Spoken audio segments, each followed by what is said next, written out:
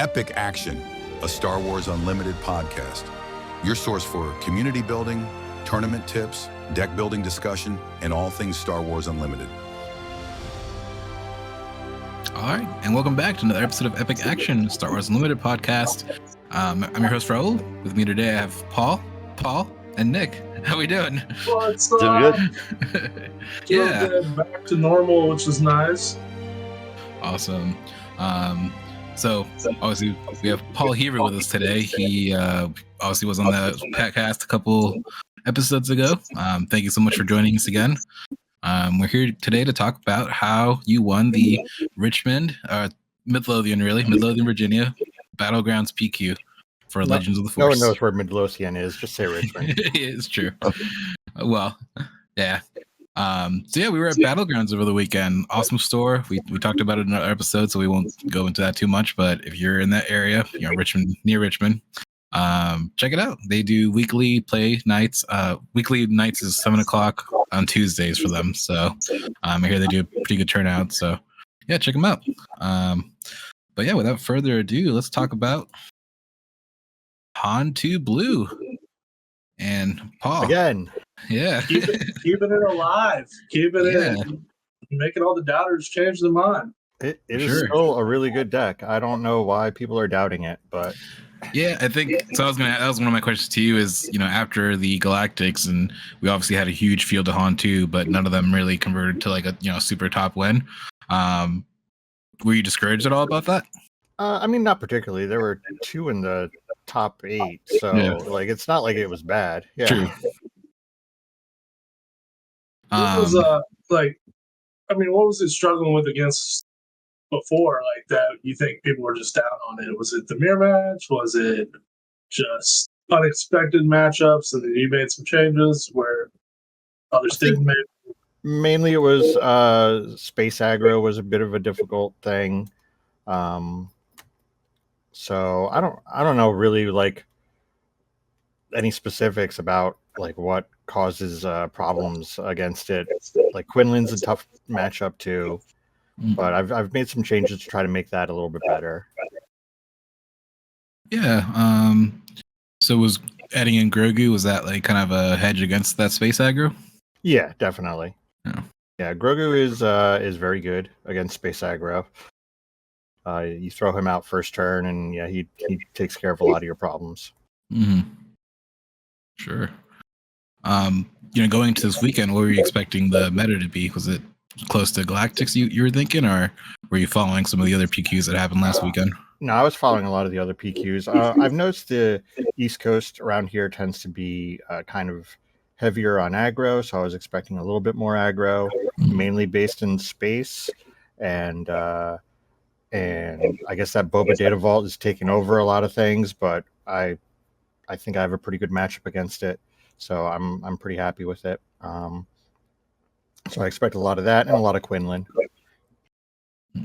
Those were my 2 losses, were Quinlan and Boba. So yep, great decks, great pilots too. But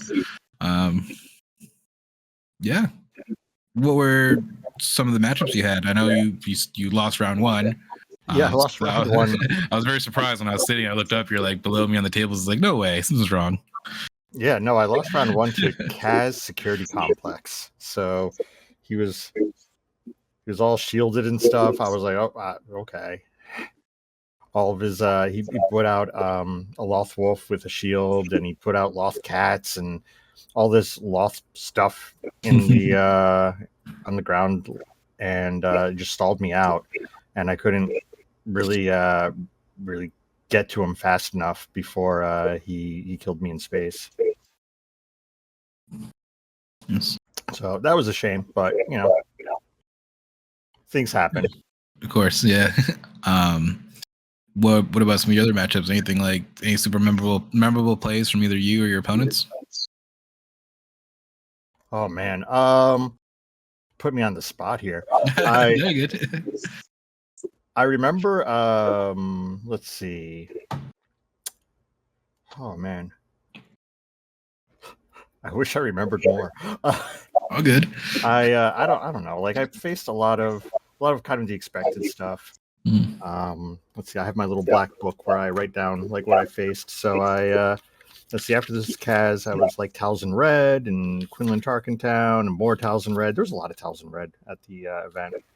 Kira Data Vault, that was pretty exciting matchup. Like I got pretty mauled in a lot of our games. He was more aggressive than I was expecting him to be.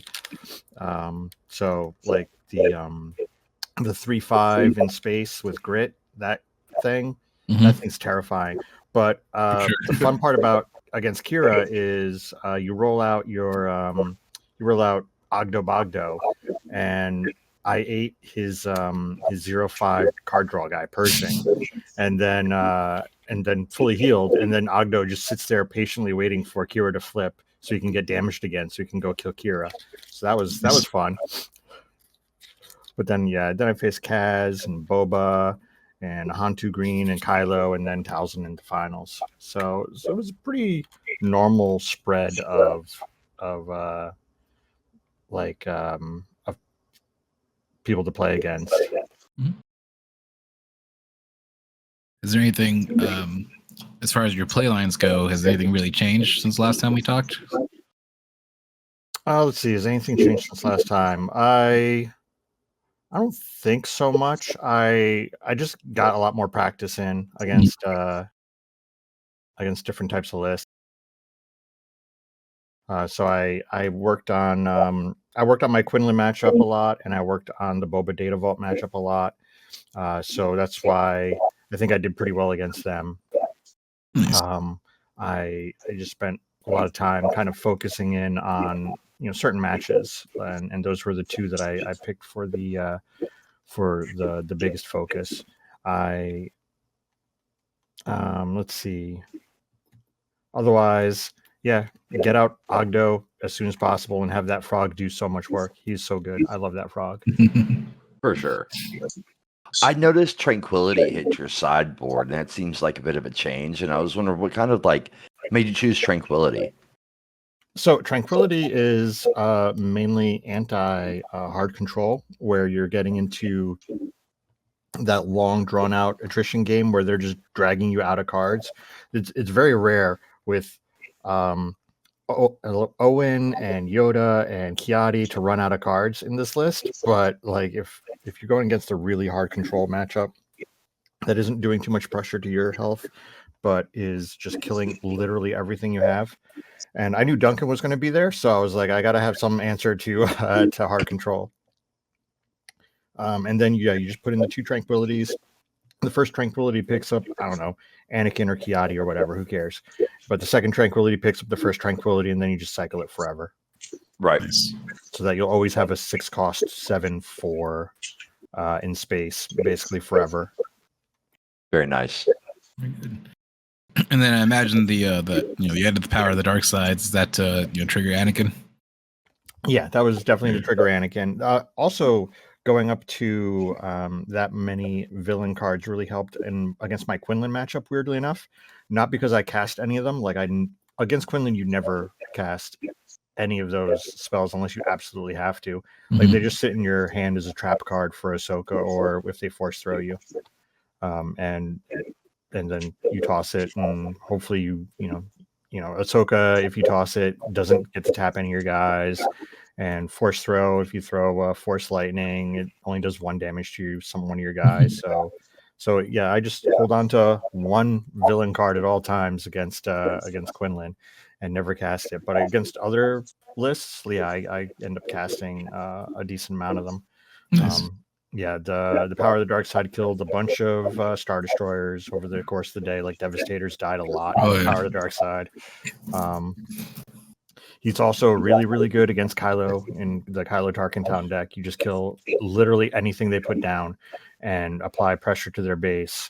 And once Kylo flips, you power the dark side him. And like maybe he had snapshot reflexes or whatever to get a quick hit in, but it probably didn't kill you, assuming you're healing and with all the healing, that's all the restore that's in the list. Then you just murder Kylo with power of the dark side, and from then on, the only things they have are like maybe a Devastators or something. Like they don't really have much else to do damage to your base, and you have Entrenched for Devastators. So nice. Yeah, they're really banking on that 1-turn kill or 2-turn kill. Yeah. Notice you took out the Parliamentarians from your sideboard. Guess they were way too specialized for what they were doing. They're great. By the way, I was really happy last time. I was like, hey, take this to the bank. Someone's building a Kylo deck that's going to be really ridiculous at Worlds, and then someone did. I was really happy that happened. But yeah, no, I took out the Parliamentarians. They were a little too specialized for what they were doing, and there's not a lot of Kylo Tarkin Town around here. I was looking at other PQs, and I was just like, well, there's only going to be like 1 or 2 Kylo Tarkin Towns, probably at 3 at most. I don't know why it's not more popular. It seems like a really fun list, but so I didn't really feel the need to go way too specialized. If I was in like Bothan country, I'd probably still have to run some of that stuff. Nice. Yeah, I feel like from our locals, the thought is that it's very easily countered, so people just kind of laid off for it for a while. But I'm sure he'll come make a resurgence soon. Oh, I'm sure. Yeah, when you lose those counters come rotation, keep an eye back out on it. Because for sure, Bamboozle and Green Parliamentary, those are all going out with rotation. So Kyle might have to come back at that point. Yeah, but Snapshot will also be gone, so that kind of slowed him down. Yeah. I was taking a look here at the top of the list. I noticed that actually 5 out of 12 were Han2 of some form. There was 1 green in 7th place, so that was an interesting take there. But 3 other blues and 1 green. So maybe the Han2 demise was a little premature. Very premature, yeah. Yeah, because it's looking like almost a 50% of that top 12 are just under there. Kind of looking here, though, now that we've had quite a few big tournaments with the intentional draw, how are you feeling about that? I see quite a few in the top 8 here, at least 5 or 6 here. Yeah, no, I'm fine with it. I've always been an intentional draw guy. Like even back in the X-Wing days. Like I don't have any problems if you are angry at people intentionally drawing, just win more games and then you'll get to intentionally draw instead of them. Like usually one of my friends, Chris Allen, has this great video series about intentional draws. Generally what the issue is, if there's too many intentional draws, like if you feel like there's too many intentional draws, is there's the wrong number of rounds for the number of people that you have playing, or the cut is too deep. Like if you have a really deep cut, then people just start intentionally drawing early. You'll notice like for Worlds, I think I'm just trying to speak from memory here, but I think there were very few intentional draws there because, you're only cutting the top 8 out of 2,000 people. So like those last couple of rounds there's a little bit of a drawing, but because people are locked in and their game doesn't really matter. But there's definitely a lot of calculation that you make going into the last round where you're like, can I ID? I did the calculation myself and I was like, I am currently at 9th place. If I ID, I will be at 9th place. Okay, then I cannot ID. Well, I think my only hesitation with it is it feels like if you get a bad matchup just like round 1 and you're kind of put on the back foot, that grind you make to kind of get yourself back in it, and maybe you pick up maybe one more loss in this case and end up at 5-2, to have somebody who may have just by luck of the draw kind of gotten a little bit easier route, and then they're picking up maybe one loss here and then last 2 rounds intentional draw.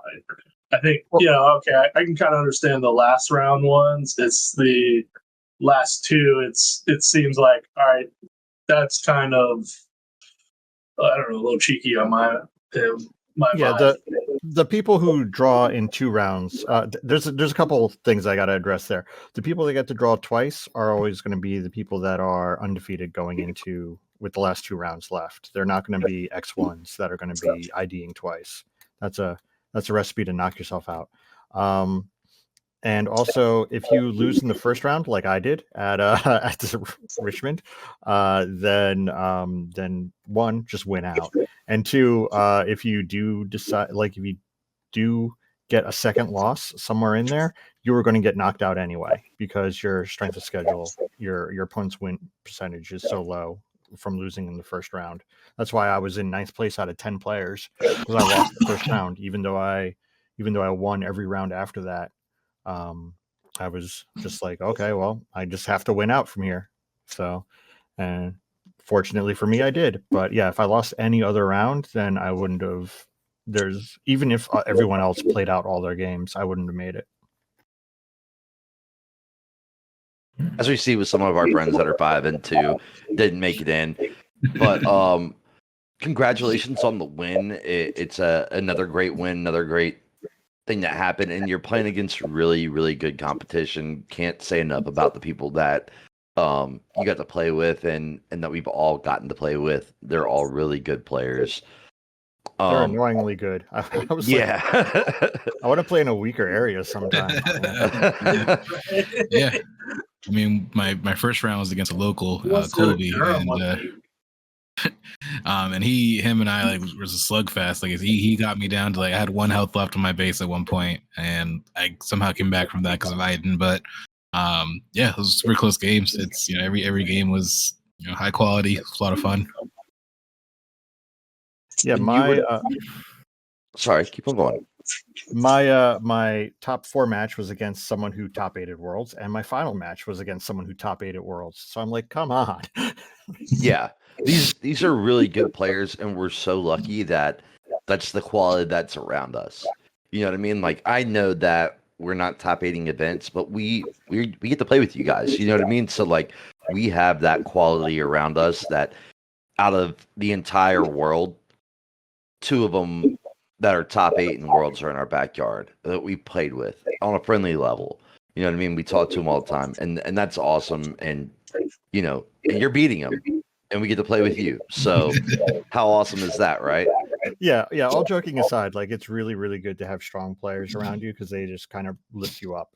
Either For sure. It's just a crucible where you're going to lose a lot, but you're going to learn a lot too by your losses rather than steamrolling like baby seals. For sure. On another note, you said you got a lot more practice in. Is there anything special about your prep work? So my prep work works for me. I don't know how it would work for other people. I spend a lot of time not preparing with other people because I'm a kind of a solo person. Like Petronaki has a solo play mode, which I recommend to everybody to fool around with.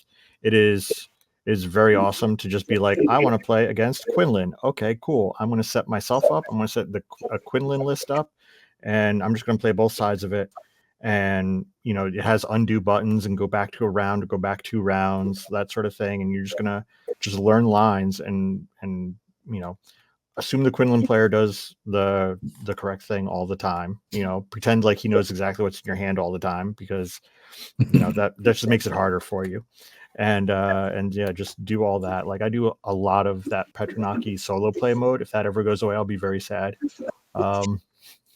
But otherwise, yeah, I do a lot of talking with some of my friends, some of my locals, and other people who are on the high end of things like Team Secret, and a couple of friends of mine are on Boston Network, so I talk with them about high end stuff, like, hey, what should my sideboard be? Like, what should I be aiming towards? That sort of thing.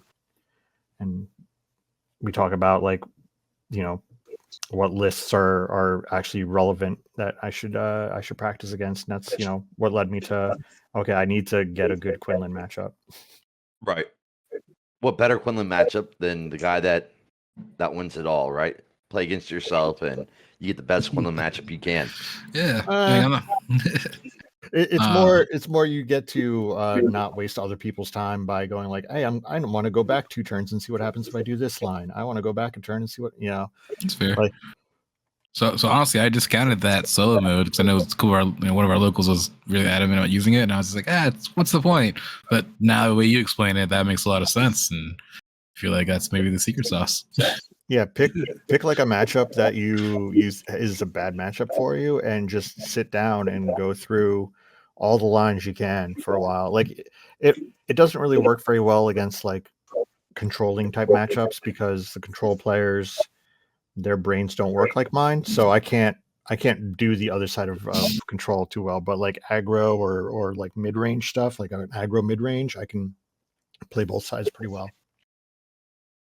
Awesome. Cool. Was there anything, Nick had this question earlier, was there anything you would have done different or brought different in your deck? My sideboard was not the best. Like the bombing runs were in there because I was thinking there was going to be more Vader, and there was like, I don't even know if there were any Vader. There were a few, yeah. But there were a couple. Okay, I just didn't run into them. I didn't see Right. them around me. I was very angry at those bombing runs the entire time because they are not anywhere near as useful against those other types of space aggro lists. So I felt my parliamentarian in my sideboard never used it. Yep. So what I'm looking at in the future is maybe taking out the bombing runs, which means of course I'll go against nothing but Vaders, but and then putting in more stuff to fight the heavier the guys with pilots and stuff, like the Kazes and the Bobas. So put in, because what I ended up cutting was the anti-attachment stuff. So I'm like, okay, well, Kit's Aether Sprite has to come back in, and maybe a third Owen too, just to have some more restore on the ground. As a control player, I do hate seeing those 3 crates there, but that's awesome you included them. Crates are never leaving. Yeah. So if I know we've talked about this before, most of your deck decisions are based on what you have versus maybe what's popular. If you had to maybe advise people on what to take maybe in the next week or two, what would you suggest to them? Either a counter to yours or just your deck as it is? I mean, I think I agree with, I think it was Wu who put out a post today basically saying that the top 2 decks are probably Han2 and Quinlan. Mm-hmm. And I'm like, Han2 Blue, I don't know why people moved away from it. One thing, if anytime I see a Han2 Blue list that doesn't have the frog in it, I'm very angry at them because I'm like, the frog is a 5/3 for 2. Like, what are you thinking not putting that in? But anyway, that's just my little side rant there. Yeah, but yeah, trying to get full advantage of like that force, but yeah, I mean that's so good. Like why do that?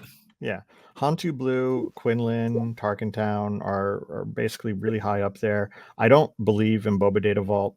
We had 10 at Richmond. I think we had a huge turnout at Richmond of them, and I don't think any made the top cut.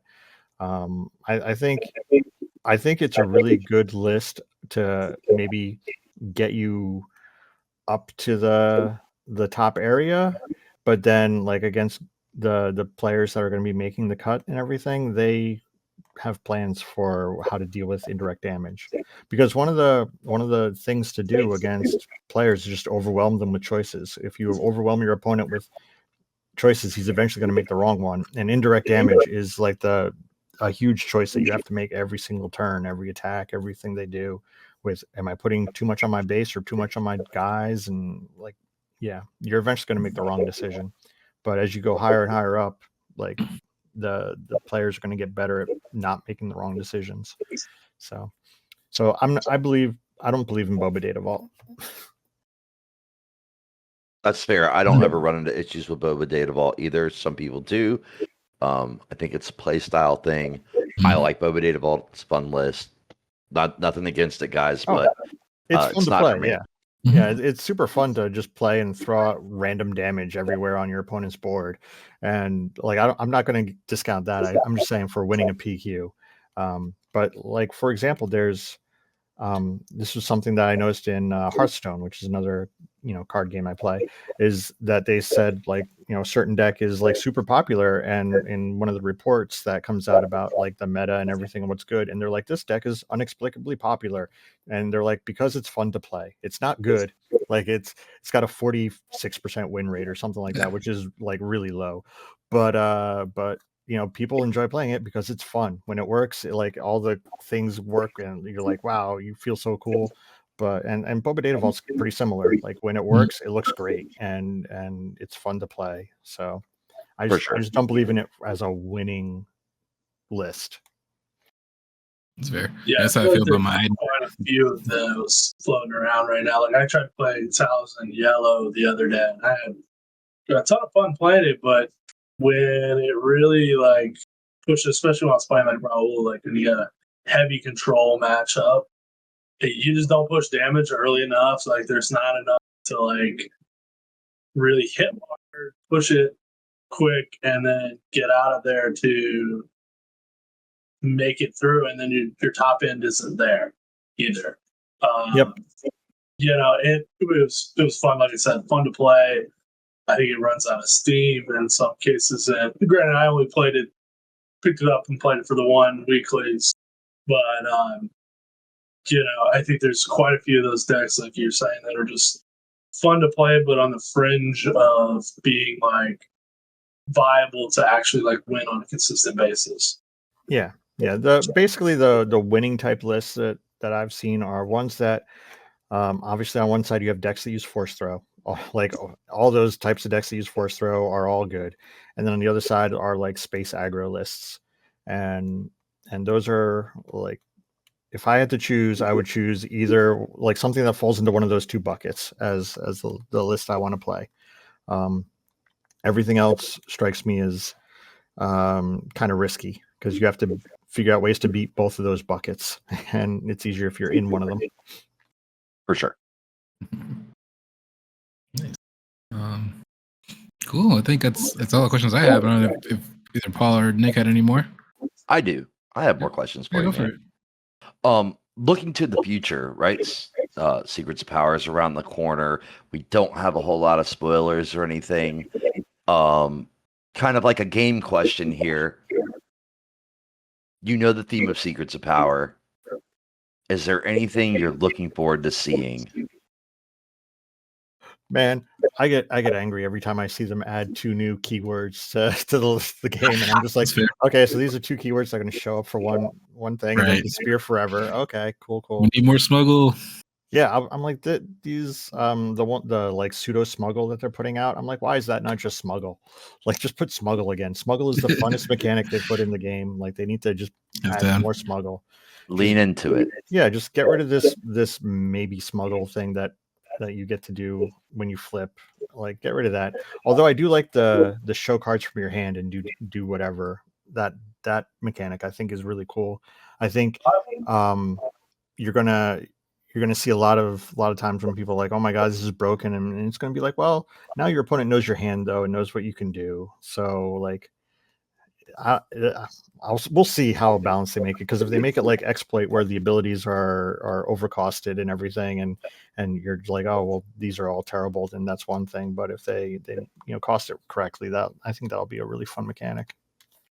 I'll be one that I'm looking forward to plot, especially if you're like playing control. And granted, we still kind of got to see the full rule for plot, but just if you can deploy your leader later and just kind of wait it out, and then get rid of your action economy there. It's like flatten that and just flip your leader, and then you got maybe 2 other big things coming out with it.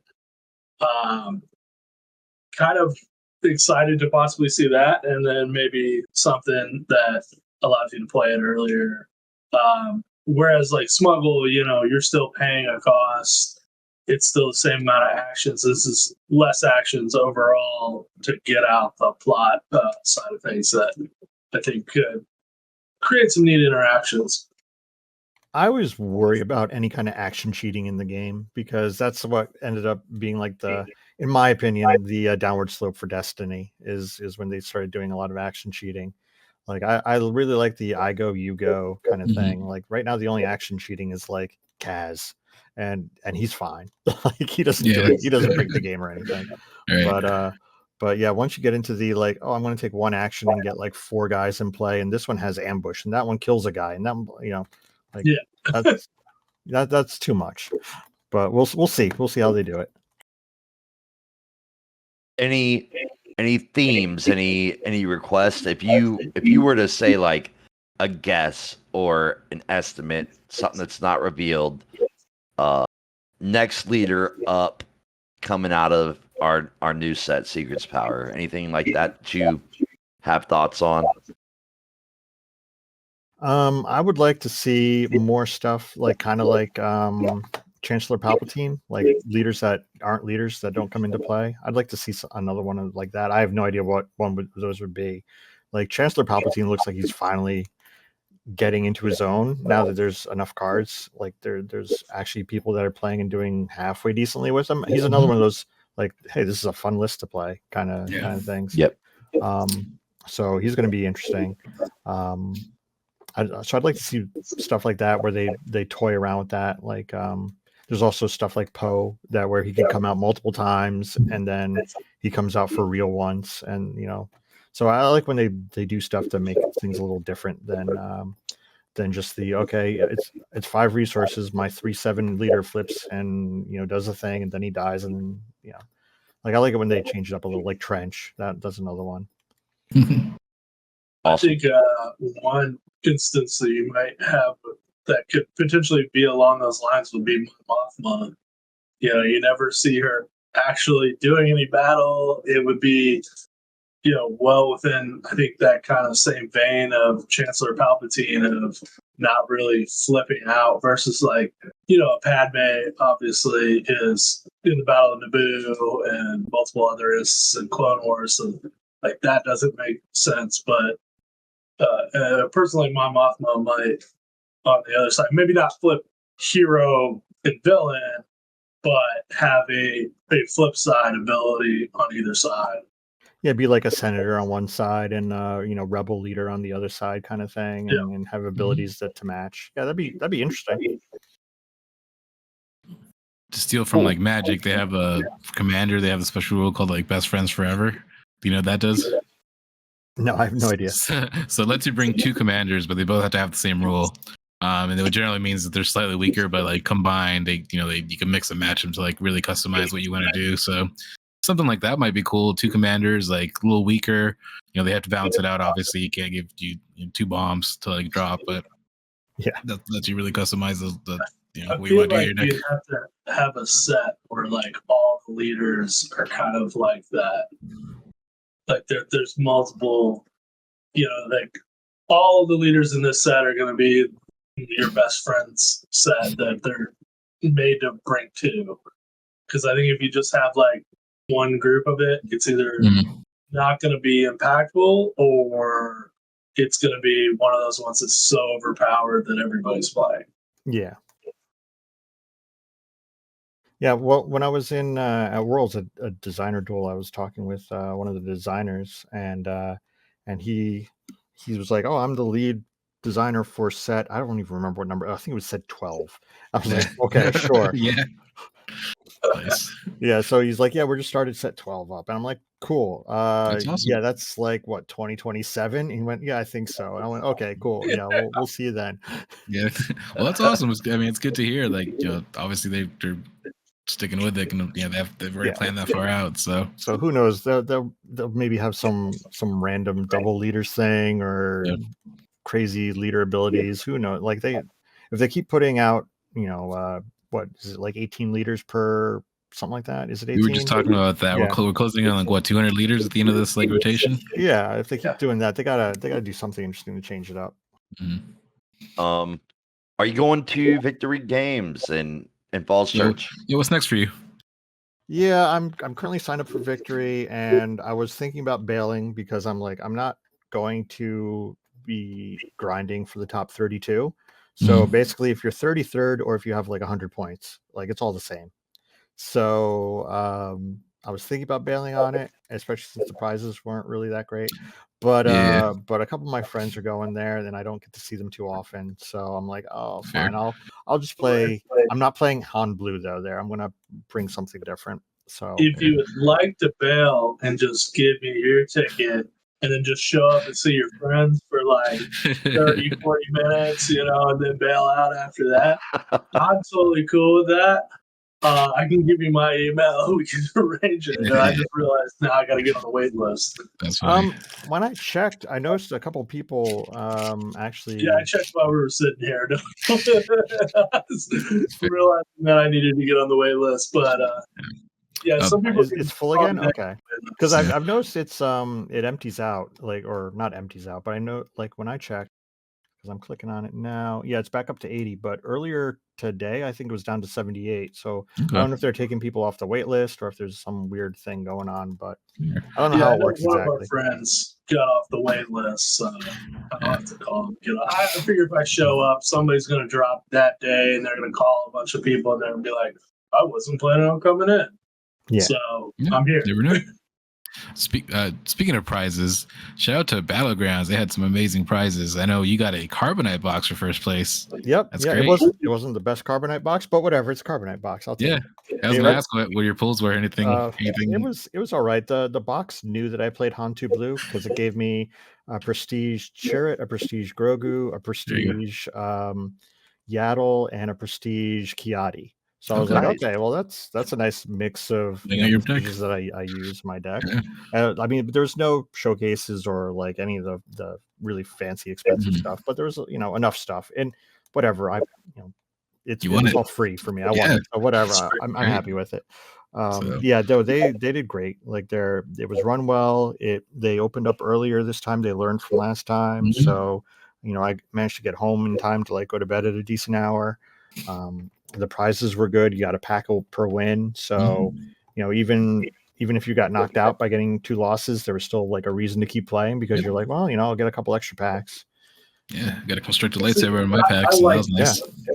I like that. I think we kind of talked about that on like how to improve Galactics too. Like just kind of keeping the pricing to like, hey, participation, like keeping people going in your event and whatnot. Like we did that throughout Legion where, hey, promos just came out to you every round, and the longer you stayed in, even if you were at the bottom table, you're still getting a decent amount of prizing. And you're not feeling like, oh, I lost 2 and I got 2 packs. Cool. Yeah. And this promo card that I'll never use because someone decided to make literally the worst card in the set as a promo. Now, I don't know what the promos are for this one, but those Revan's lightsaber. Revan's was okay. Yeah, whatever. And Malik was the other one. So yeah, it's not great promos, but they look cool.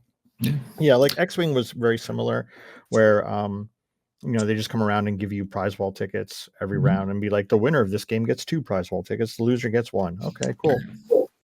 Yeah. So looking forward a little bit more. Obviously you got your invite to Galactics. I'm sure you're planning on going. Yeah. As we know, next year it's going to include a sealed and drafting portion. What are your thoughts on that? Like, how do you feel as a player going into that? They said it would be a limited portion. I don't know if they said sealed. Yeah, so I'm assuming it'll be a draft rather than a sealed.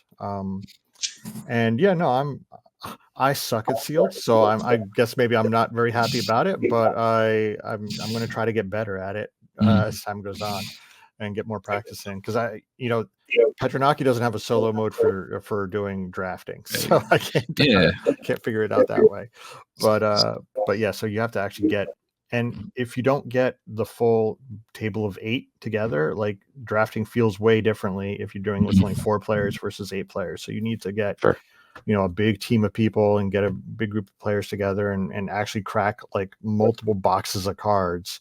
So like it is difficult to practice drafting. So that is one thing that I'm going to need to work on because I'm assuming it's going to be drafting. It's also difficult when somebody gets past all the space cards and one side of the table doesn't see any of it. And Someone's salty. because there's no removal in the set. Yeah. That's ever happened to me before. Nope. One of the skills you got to is being, flexible about what you're drafting. Yeah. Speaking Awesome. of practice on the drafting and the sealed stuff, are we going to get to see you at games and stuff? Maybe that's a maybe. Great opportunity to get that I love draft games or and stuff, sealed so practice. I will be at game stuff. I love sealed. I love limited. All formats. I don't have anything against it. It's just an hour and 15-minute drive for me, and I know the event will go long because there's, there's the building your deck portion of it, and then playing a bunch of rounds. So it's like that's going to be a really long day, and I don't need the points. So that's fair. Nope. I want to see what they're. I think Games and Stuff usually gives out good prizes too, though. They're usually a back win and like boxes of cards and stuff. So I don't know. Maybe I'll make the trip up. That'll be like a week before decision. Yeah, and their capacity is so large, you can pretty much walk up and you'll get in. Yeah, so I do plan on going to Philly though. Okay, nice. Yeah. Trying to make that work. Someone has to get married the weekend before. Well, I'm getting married 3 days after Philly, so getting permission is going to be a little rough. So good luck. Yeah. That being, all good, all fun. I did come up with a method to practice sealed. Feel free to join us at any time. We're using SWODB we open 6 packs in person, upload the card pool to SWODB, and just hand the card pool off to our friends and be like, this is 6 real packs I opened, man. Make your best deck. And doing with multiple people, like making the decks and then going over like why you made those choices. That's not a bad plan. Yeah, that's pretty good. Question for you though, since we're talking about limited potentially for Galactics, I know they haven't officially said, "Oh, we're going to do draft." What about like Super Sealed? I know everybody complains about 6 is kind of puts you in a tough spot, but when we did the Super Sealed draft at Galactics, or Super Sealed not draft, it kind of potentially opened up a bit more for possibilities than just that 6 packs. I mean, I guess I haven't really thought about Super Sealed or any kind of sealed because I'm very much assuming that they're going to do draft for as their portion for Galactic. So I'm like, and I don't see them doing anything more than regular sealed events as like the PQs, limited PQs or anything. So I haven't really thought about Super Sealed at all. All right. Well, not to cut you off, we are coming up on time, so I just wanted to give everyone a chance to say any last thoughts. So Nick, go ahead. Do you have any last thoughts there? Oh, no last thoughts for me. I think we pretty much covered the gambit there. Me? Yeah. Do I get to go now? Yeah. No, I was going to say Paul, but then it'd be which one? Yeah, which Paul did you get to go? Just want to thank you for coming out again, Paul. Like, we really appreciate your time and you taking the time to come out and support us. It's awesome. And it was great to meet you in person. And I know I was rushing to the bathroom, but I was happy I got to shake your hand and keep it moving. You know what I mean? Yep. Yeah, no, it's great to actually, see everybody. Before you went to the bathroom. Yeah, it was before. Yeah. No, so same here. Like, I really appreciate your insights and, a lot to think about as we start preparing for some of our events too. So thank you. Yeah. We still got a lot of weeks left to go, and a lot of people need a lot of points. I still don't like how you have to come in second 3 times to qualify. Yeah, that's rough. But like you said, win more. Yeah, just win more. Awesome, guys. Well, yeah. So awesome. Well, thank you again, Paul. I appreciate you coming on. Congrats on your win, man. We're gonna look forward to your future career and Sue here. Yep, it's a good time. I like the game. Awesome. All right, guys. Still signing off. Bye. That's Raul. That's Nick. I'm Paul. That's also Paul. It's also Paul. All right. Peace.